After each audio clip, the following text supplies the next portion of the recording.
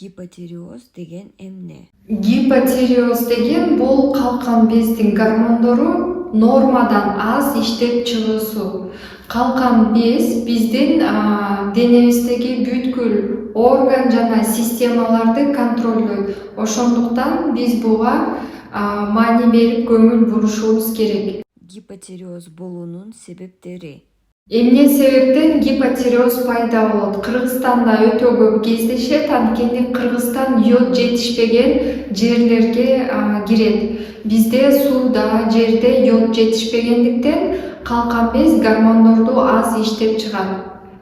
Гипотиреоздун клиникалык белгилери. Кандай клиникалык белгилери болот? Биринчиден бул ал кетип, постоянно уйкусу келет, бейтаптын чачтары түшүп, анемияны козгойт, ич катыйт, анан кээ бир кездерде салмак кошот, менструальный циклдын бузулушун козгойт и бесплодие деп коебуз, боюнда болууга кыйынчылыктарды алып келет.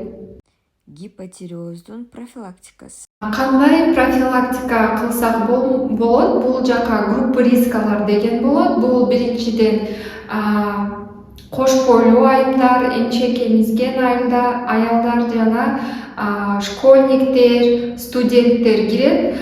Булар сөзсүз препараты йода ичиш керек. Эртең менен тамактан кийин профилактический дозалары возрастка карата бөлүнөт.